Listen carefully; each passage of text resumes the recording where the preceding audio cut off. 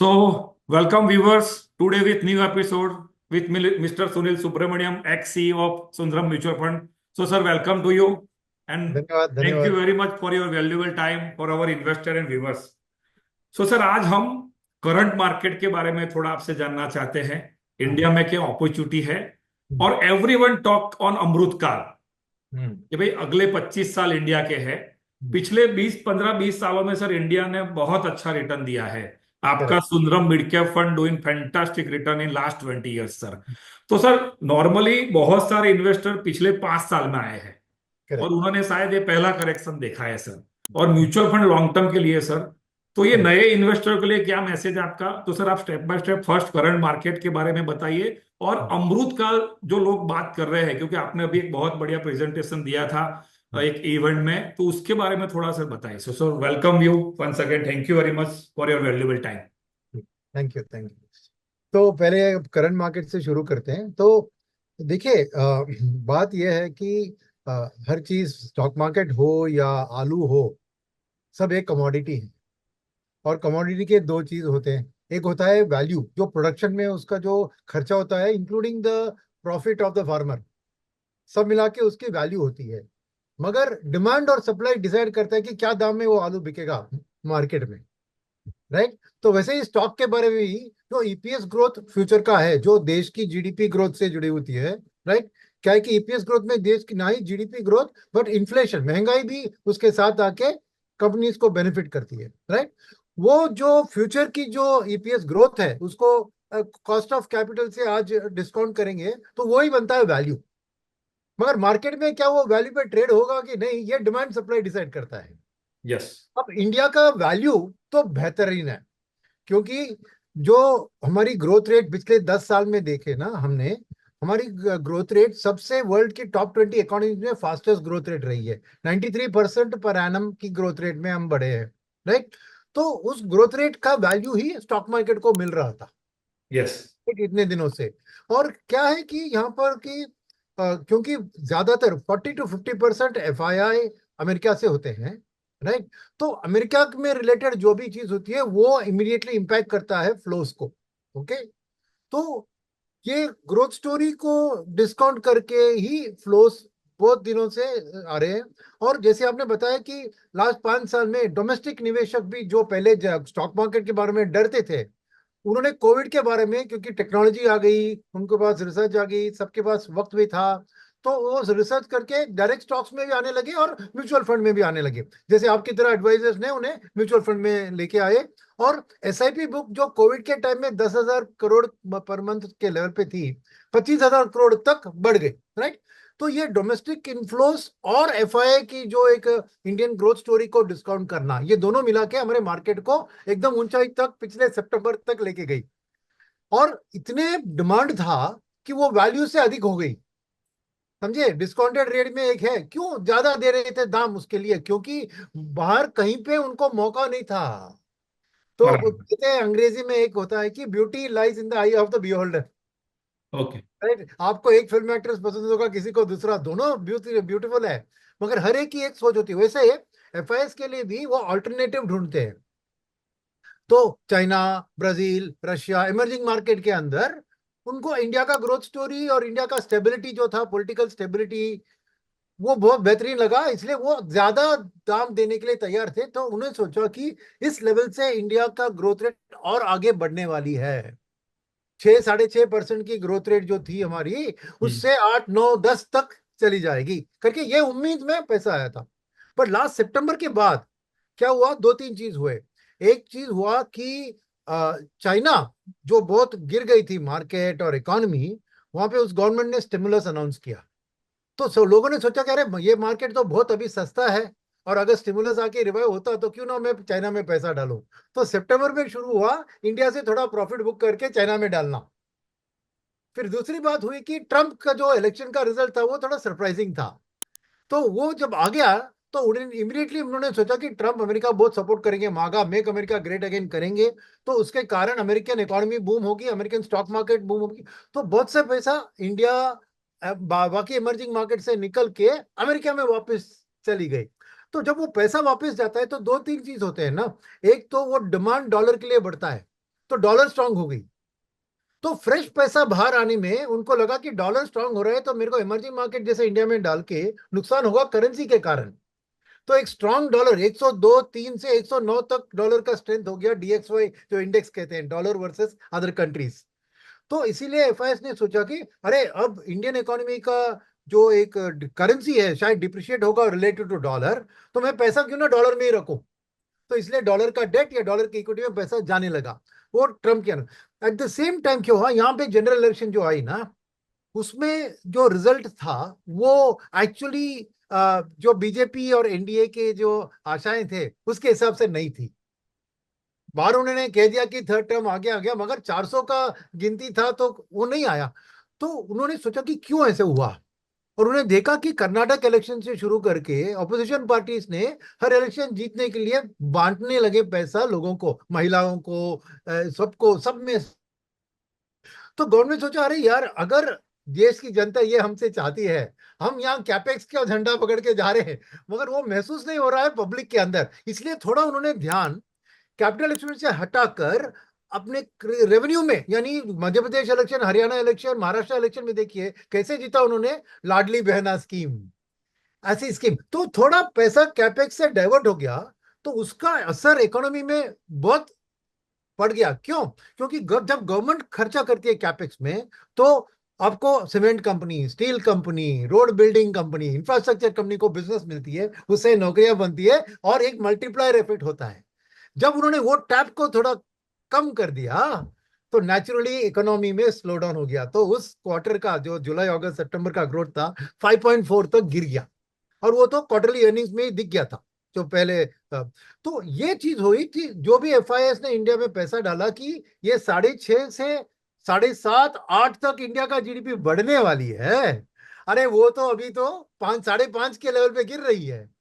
तो नेचुरली उनकी कैलकुलेशन में जो वैल्यूएशन डिजर्विंग था इंडिया का वो नहीं बैठा, तो इसलिए वहां पे और भी प्रॉफिट बुकिंग शुरू हो गई। तो ये करेक्शन का मूल कारण यही था कि ये स्लो डाउन, और ये एक महंगी चीज अब सस्ते में उसकी दाम जस्टिफाई नहीं हो रही थी, राइट। यही था करेक्शन के पीछे जो चीज है। मगर ये करेक्शन और भी भयंकर होता अगर डोमेस्टिक पैसा नहीं होता। यस। क्योंकि डोमेस्टिक फंड मैनेजर के पास इतना पैसा था, तो उन्होंने जो भी लार्ज कैप वो बेच रहे थे उसको खरीदा। मगर क्या चीज है कि लार्ज कैप में लिक्विडिटी बहुत ज्यादा होता है, but mid and small cap में कम होता है। तो ये फंड मैनेजर ने वो लार्ज कैप खरीदने के लिए मिड एंड स्मॉल कैप को बेचा, मगर 1:1 नहीं होता है, क्योंकि 1 रुपया अगर मिड कैप से हटता है तो समझिए 20% स्टॉक गिरता है, और वही 1 रुपया लार्ज कैप को बस 5% ही स्टॉक को बढ़ाएगा, क्योंकि लिक्विडिटी का फर्क है। तो जितना भी पैसा आया डोमेस्टिक में जो इक्वल था एफआईआई के, फिर भी आपको लार्ज कैप में भी थोड़ी गिरावट, मगर मिड एंड स्मॉल कैप में भयंकर गिरावट आई, राइट। और लकीली एसआईपी बुक में आधा से ज्यादा मिड एंड स्मॉल कैप वाले पैसा थे जो फंड मैनेजर के पास आ रहे थे। तो उसके कारण even mid and small cap में मानता हूं कि उतना नहीं गिरे जितना गिरना चाहिए था, based yes. On the revised growth. तो एक्चुअली ये करेक्शन के बारे में कह रहे हैं, करेक्शन और भी भयंकर होता अगर डोमेस्टिक इन्वेस्टर म्यूचुअल फंड ने हाथ नहीं दिया होता, राइट। तो वो स्थिति वहीं पे थी है। अब क्या हो रहा है कि अभी करेक्शन हो गया, अब हमारे वैल्यूएशन लॉन्ग टर्म एवरेज के करीब आ गए लार्ज कैप में। मिड कैप में अभी भी थोड़ा एक एक्सेस वैल्यूएशन की स्थिति है, शायद आने वाले अर्निंग सीजन में वो स्ट्रेच हो जाएगी, मगर अब के लिए स्थिति है कि लार्ज कैप ठीक लग रहे हैं। At the same time America में क्या हुआ कि उन्होंने इनिशियली जो ट्रम्प की पॉजिटिविटी से मार्केट को उठाया, फिर रियलाइज किया कि ये ट्रम्प की टैरिफ की बात एक्चुअली उनके लोकल इन्फ्लेशन को अफेक्ट कर सकती है। ट्रम्प की टैरिफ की बात एक ग्लोबल ट्रेड को इंपैक्ट कर सकती है, और लोकल इन्फ्लेशन बढ़ गया तो लोकल कंजम्पशन भी गिर सकता है। तो सडनली रिवर्स हो गया कि अरे यार ट्रम्प का सिनेरियो में लॉन्ग टर्म में मांगा बनेगा, मगर शॉर्ट टर्म में दिक्कतें ज्यादा होगी, तो उधर प्रॉफिट बुकिंग शुरू हो गया है, राइट। तो करीबन समझिए $5 ट्रिलियन का मार्केट कैप का करेक्शन हुआ है, जो इंडिया का पूरी स्टॉक मार्केट की वैल्यूएशन है, बस एक ही महीने में। तो अब क्या स्थिति है, तो डॉलर इंडेक्स भी इसके कारण 109 से गिरकर 103 4 तक वापस आ गई। बराबर। तो अब फिर सिचुएशन है कि लार्ज कैप के वैल्यूएशन ठीक लग रहे हैं, at the same time dollar भी एक स्ट्रेंथनिंग सिचुएशन में नहीं है। और अगर ये ये रिसेशन या स्लोडाउन जो अमेरिका में दिख रही है, उसकी 30 या 40% की प्रॉपर्टी आज बता रहे हैं, वो बढ़ गई तो ट्रम्प सेशन एक नया शब्द आ गया है कि ट्रम्प के कारण रिसेशन। तो अगर वो आ जाती है तो शायद उधर रेट कट 2-3 और हो जाए, तो और भी डॉलर वीक होगा, मगर पैसा इमर्जिंग मार्केट को आना शुरू होने के लिए स्टडी है। क्या है कि अभी ये रेसिप्रोकल टैरिफ का एक माहौल है अप्रैल 2 से, राइट। उसके कारण जो अनसर्टिनिटी है, इसलिए पूरा पैसा अभी साइडलाइन में वेट कर रहा है अमेरिका में। ना वो इक्विटी में रिस्क ले रहे हैं, ना इमर्जिंग मार्केट में ज्यादा रिस्क रहे। थोड़ा बहुत इंडिया में पिछले हफ्ते देखा, थोड़ा 33,000 करोड़ पैसा इंडिया में अभी आ गया है, fresh flows from March 19 to 27। तो अभी इस माहौल में क्या है कि पैसा है। डोमेस्टिक फंड मैनेजर ने भी क्या किया, उन्होंने भी देखा कि 2 क्वार्टर उनके अर्निंग्स सेटिस्फैक्टरी नहीं थे, तो उन्होंने भी प्रॉफिट बुक के अपना कैश लेवल्स को बढ़ा दिया है। एवरेज कैश बैलेंस सितंबर में 2-2.5% था म्यूचुअल फंड इक्विटी एयूएम में, आज 5-6% से ज्यादा है। कि उन्होंने भी एक सावधानी के तौर पर कैश को साइड में रखा है, क्योंकि ये आने वाली अर्निंग सीजन जो है, जो अप्रैल 10 तारीख से शुरू होगी, वही आपको दिखेगा कि कौन सी कंपनी की गाइडेंस अगले साल के लिए अच्छी है, तो फिर जाके खरीदें। In the yes. Mean time momentum और वैल्यू बेस्ड जो भी बढ़ गए थे, उनमें वो प्रॉफिट भी बुक कर लिया है, राइट। तो वहां पे भी करेक्शन हुआ है, मगर और भी हो सकता है, क्योंकि पूरा अभी हवा निकला नहीं है। ये असलियत। तो अब की स्थिति जो है मार्केट की शॉर्ट टर्म आउटलुक में, एक चीज है कि एफआईएस भी रेडी है, डोमेस्टिक म्यूचुअल फंड भी रेडी है, पैसा है। क्या है, उनको क्लैरिटी चाहिए, एक ये ट्रम्प की जो रेसिप्रोकल टैरिफ के बारे में, दूसरी डोमेस्टिक की अर्निंग्स के बारे में, तीसरी आरबीआई क्या पहले वो एक रेट कट किया उसको फॉलो थ्रू करेगी, क्योंकि आज महंगाई भी घट गई है और ग्रोथ भी थोड़ी स्लो डाउन में दिख रही है। तो आरबीआई भी अगर 25-50 बेसिस पॉइंट्स का रेट कट करेगी, तो मेरा मानना है कि अप्रैल मंथ बहुत क्रूशियल है, क्योंकि ये सब अनसर्टेनिटी फैक्टर क्लियर हो जाएंगे। मगर आज ही खबर मैंने सबको सर्कुलेट किया, आपने भी देखा कि कल ही ट्रंप जी ने कहा कि मैं इंडिया के साथ गठबंधन की पॉसिबिलिटीज देख रहा हूं, और डेफिनेटली एक सितंबर अक्टूबर जो फॉल सीजन कहते हैं, उधर एक इंडिया का ट्रेड डील हो सकता है। तब अगर ट्रेड डील साइन हो गया तो समझे ये अपनी रेसिप्रोकल टैरिफ बात, ये बात सब हट जाएगी इंडिया के बारे में।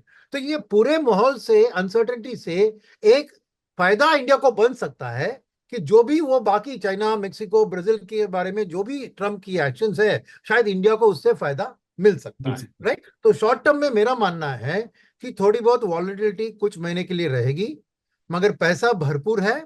और जैसे ही कुछ भी ग्रीन शूट्स, मानसून और एक ग्रीन शूट है मानसून की आउटलुक, तो ये सब क्लैरिटी मिलने से आपको मार्केट में तेजी बहुत जल्द आ सकती है। तो अब निवेश के लिए मेरा मानना है कि आप एक स्टैगर्ड तरीके से अब स्टॉक मार्केट में निवेश कीजिए, क्योंकि वॉलिडिटी रहेगी। एसआईपी चल रहे हैं तो उसको थोड़ा टॉप अप कीजिए 3-4-6 महीने के लिए, और उसके बाद आप देखेंगे कि आपको नई एक ग्रोथ की एक आउटलुक सामने आ जाएगी। तो ये है मेरी शॉर्ट टर्म की आउटलुक। बराबर। में कुछ प्रश्न है, सवाल है तो पूछ लीजिए, नहीं तो मैं अभी अमृतकाल की ओर बढ़ता हाँ हूँ। बस, तो सर देखो, हमने बहुत सारे पॉडकास्ट किए, सबका ये बना शॉर्ट टर्म में वॉलेटिलिटी होती है लेकिन लॉन्ग टर्म में पैसा अच्छा बनता है सर। और इंडिया में लार्ज कैप में 100 कंपनी है, मिड कैप में 150, स्मॉल कैप में अपोजिट ज्यादा है। तो सर आपने भी अभी एक बड़ी इवेंट में बात किया था अमृतकाल, तो सर इंडिया में ऐसा क्या चेंज हुआ है? बहुत सारे दिग्गज लोग बात कर रहे हैं कि भाई अगले 25 साल इंडिया के सर, तो थोड़ा उनके बारे में बताएं। तो पहले जो पिछले 10-15-20 साल में जो रिटर्न बने थे, ऐसे टाइम में किसी ने सोचा नहीं था कि मेरा रिटर्न 20%, 22%, 25% बनेगा, लेकिन बना है। This is the reality. तो सर यहां से अगर जो नए इन्वेस्टर है, पुराने इन्वेस्टर है, यहां से 10-15-20 साल के लिए इन्वेस्टमेंट करते हैं, तो हाँ, क्या इंडिया में चेंज हुआ है और लोग क्यों अमृतकाल की बात करते हैं, उस पर थोड़ा सा बात कीजिए। बिल्कुल। तो यहाँ पे पहली चीज है कि खाली इंडिया के बारे में सोच के आपको ये आंसर नहीं मिलेगा यस। कि India part of the globe है, यस। और ग्लोब में बाकी जगह कुछ मुसीबतें आ रही है, इसीलिए इंडिया की अमृतकाल अच्छी दिख रही है। पहली बात ये मानना होगा। करेक्ट। मतलब दूसरों का डिसएडवांटेज, अपनों को एडवांटेज। क्या है वो डिसएडवांटेज कि एक हमारी ही जैसे देश 20 साल पहले, जो आज हमारी स्थिति है उसकी स्थिति थी 20 साल पहले, ठीक है। बराबर। उस देश ने जो फायदा उठाया, जैसे ही हमारी आज की स्थिति है, उससे वो आज बहुत आगे बढ़ चुकी है, राइट। मगर अब बढ़ने के बाद वहां पे मुसीबतें आ चुकी हैं। कौन सा देश है? और हमें करना है सिंपली उस देश को कॉपी, राइट। वो देश है चीन, राइट। बराबर। क्योंकि आज हमारा पर कैपिटा इनकम 2,500 से $3,000 के बीच में है। चीन का 2000 में $1,000 था, जैसे हमारे 10 साल पहले था। फिर वहां से एक दशक में वो 2000 बन गया, 2006-7 के आसपास में। वहां से आज $13,000 तक उनकी 6 गुना बढ़ चुकी है पर कैपिटा इनकम। कैसे हुआ? तो उनके पास जो शक्ति थी, वो ताकत थी, ये दो तरह के थे। एक था जनशक्ति, पॉपुलेशन। दूसरा था लैंड अवेलेबिलिटी, राइट। तो इस दोनों को इस्तेमाल करके वो एक पुअर डेवलपिंग कंट्री थी 2000 में, राइट। तो उन्होंने स्मार्टली क्या किया, उनको करीबन 99 या 2000 के साल में उनको बीजिंग ओलंपिक्स का अवार्ड मिला। 2008 में जो बीजिंग में ओलंपिक्स हुआ, तो उसको एक एक्सक्यूज लेकर उन्होंने जाके वर्ल्ड बैंक और आईएमएफ से बस 20-15 साल की लोन लेकर उन्हें अपना इंफ्रास्ट्रक्चर में भरपूर काम चालू किया। चाहे वो स्विमिंग पूल बनाने में, एयरपोर्ट बनाने में, रोड बनाने में, रेलवे बनाने में, मेट्रो बनाने में, पोर्ट को बनाने में, सब चीजों पे उन्होंने भयंकर खर्चा किया विद लोन्स, राइट। तो वो इंफ्रास्ट्रक्चर का खर्चा में दो बेनिफिट होते हैं। एक, वहां की प्राइवेट सेक्टर को ऑर्डर बुक्स मिल गई, तो एक इंडस्ट्रियल रेवोल्यूशन शुरू हो गया। दूसरी, एम्प्लॉयमेंट जनरेशन भी हो गई इंटरनली इंफ्रास्ट्रक्चर के कारण, क्योंकि सबसे बेहतर कंस्ट्रक्शन सेक्टर ही हाईएस्ट एम्प्लॉयमेंट जनरेटर है। तो उन्होंने वो दोनों प्रॉब्लम सॉल्व किए। मगर उसके बाद उस इंफ्रास्ट्रक्चर का क्या फायदा करके क्या करना चाहिए, तब उनकी पर कैपिटा इनकम 2000-3,000 डॉलर पे थी। तो जो उनके पास एक प्रोडक्शन का कैपेसिटी अभी था, वो इस्तेमाल करने के लिए उनके लोग खरीद नहीं पाते थे, क्योंकि वो बहुत लो इनकम वाले थे। तभी उन्होंने सोचा कि क्यों ना हम वर्ल्ड के लिए सप्लाई करें। उन्होंने जाके अमेरिका, यूरोप में जाके मार्केटिंग करने की कोशिश की। मगर प्रॉब्लम क्या था कि उनकी क्वालिटी बहुत घटिया थी। आपको भी पता है हमारे यहाँ पर कितने डंपिंग होती थी, चाइनीज टायर का, चाइनीज बैटरी का, चाइनीज टॉयज का, सब घटिया क्वालिटी की थी। तो ये घटिया क्वालिटी से कोई एक्सपोर्ट नहीं कर सकता था, कोई कोई नहीं खरीदेगा, क्योंकि वो सब high per capita income countries, high quality product. तो उन्होंने क्या किया, एमएनसी से जाके बात किया कि भैया हमारे पास लैंड है, लेबर है, आप अपना सुपरवाइजर टेक्निकल पीपल को लेके आइए, आप यहाँ, हम आपको सस्ते में लैंड देंगे और यहाँ आपके कारखाने यहाँ लगाइए और उसको री एक्सपोर्ट कीजिए आपके देश में। तो एमएनसी को आमंत्रित करना उनका एक टैक्टिक था। तो इंफ्रास्ट्रक्चर डेवलपमेंट, उसके बाद एमएनसी को आमंत्रित करके उनकी मैन्युफैक्चरिंग को उन्होंने बढ़ा दिया। आज स्थिति है कि उनकी 27% ऑफ जीडीपी मैन्युफैक्चरिंग से आती है। वर्ल्ड में उनकी एक्सपोर्ट का शेयर 13% है, राइट। और इंडिया और चाइना का पॉपुलेशन एक ही है, आज वी हैव ओवरटेकन चाइना। हमारा एक्सपोर्ट का शेयर 2% है। यस। हमारी मैन्युफैक्चरिंग की शेयर 15% है, उनकी 27 है, राइट। तो मगर क्या हुआ, 2017 से उन्होंने 2010-12 में एक गलती की, जो हमारे यहाँ पे भी एक पॉलिटिशियन ने करने की कोशिश की। वो थी 1980s में नसबंदी, जो संजय गांधी ने प्रमोट किया, राइट। तो क्योंकि फैमिली प्लानिंग और पॉपुलेशन कंट्रोल की बात, तो चाइना ने, वो तो डिक्टेटर देश है ना, उन्होंने वन फैमिली वन चाइल्ड करके बहुत कठिन डिसीजंस लिए और लोगों से कहा कि दूसरी चाइल्ड लाएंगे तो हम फाइन लगाएंगे, तीसरा चाइल्ड है तो 5 साल का जेल।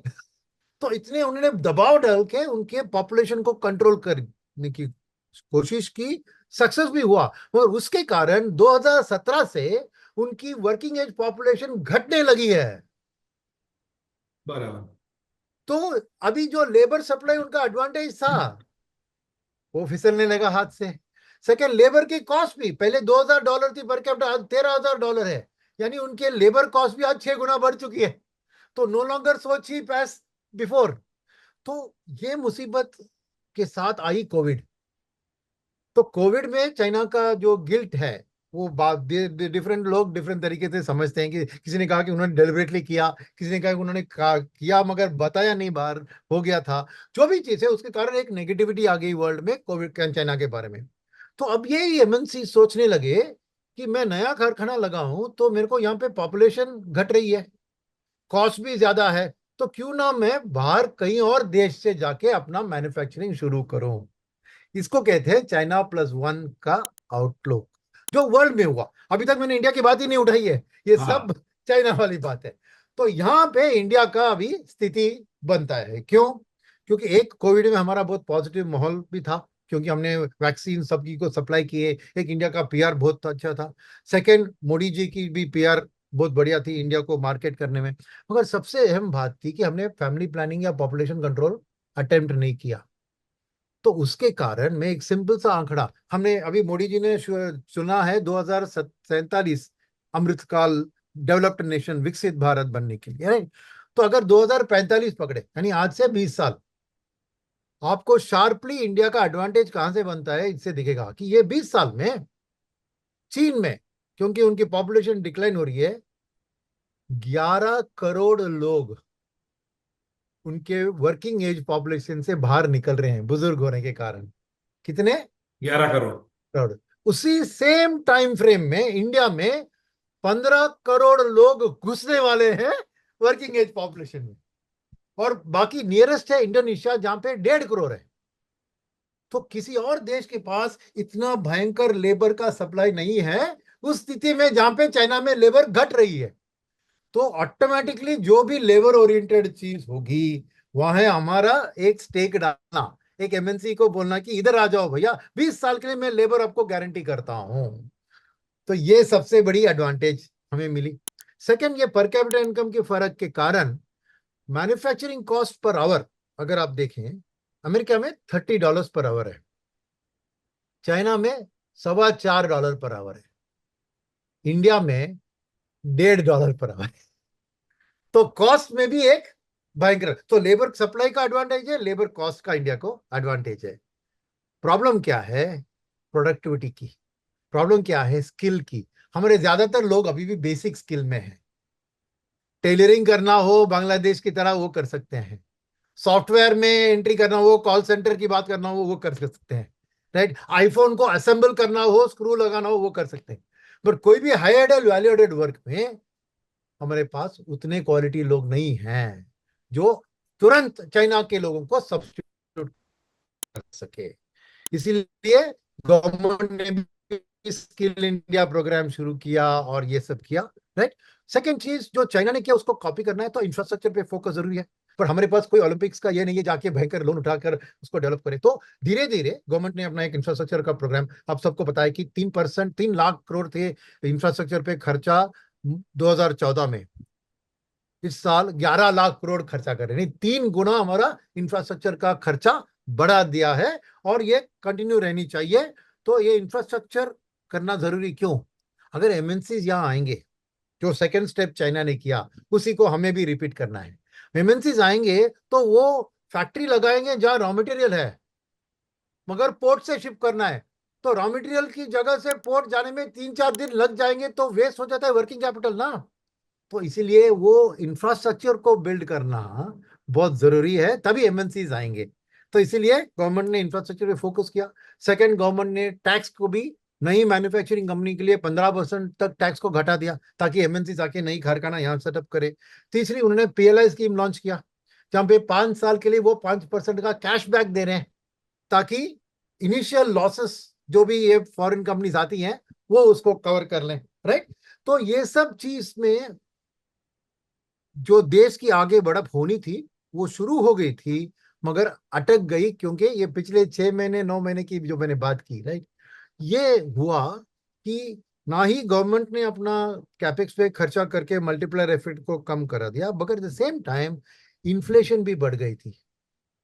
तो इन्फ्लेशन बढ़ने के कारण लोगों की कंजम्पशन में असर पड़ी, क्योंकि हर एक की इनकम में इन्फ्लेशन आके उसके डिस्पोजेबल इनकम को कम करा दिया। तो बराबर। कंजम्पशन घट गई, तो क्या हुआ कि हमारी देश की जो कैपेसिटी यूटिलाइजेशन है वो जो 75% के लेवल पे ही अटक गई है 3-4 साल से। और पिछली बार 2003 से 8 हमारी बूम टाइम जो थी, वहां पे देखे तो 80% पार कर चुकी थी कैपेसिटी यूटिलाइजेशन। तभी प्राइवेट सेक्टर ने आके एक फ्रेश कैपेसिटी की बराबर। इन्वेस्टमेंट काम शुरू किया। अब वो 75 पे अटके, तो प्राइवेट सेक्टर का कैपेक्स भी नहीं शुरू हुआ है। तो इसीलिए मेरा मानना है कि इस मुसीबत से बाहर निकलने के लिए गवर्नमेंट ने इस बजट में पहली जो कदम उठाई वो है 1 लाख करोड़ का टैक्स का गिव अवे, जिससे एक अर्बन, क्योंकि रूरल में मॉनसून अच्छा होने के कारण थोड़ी कंजम्पशन की बढ़त आने लगी है, मगर अर्बन कंजम्पशन इन्फ्लेशन के कारण जो घट गई थी उसको एक बूस्ट देने के लिए गवर्नमेंट ने ये 1 लाख करोड़ का गिव अवे दिया। तो मेरा मानना है कि ये अगले साल में ये 1 लाख करोड़ आके थोड़ा कंजम्पशन को बूस्ट देगा, और ये साल एंड के अंदर शायद हम कैपेसिटी यूटिलाइजेशन को वापस एक 75 से 80 की ओर बढ़ते हुए देखेंगे, और प्राइवेट कैपेक्स की शुरुआत शायद साल 1.5 साल में शुरू होगी।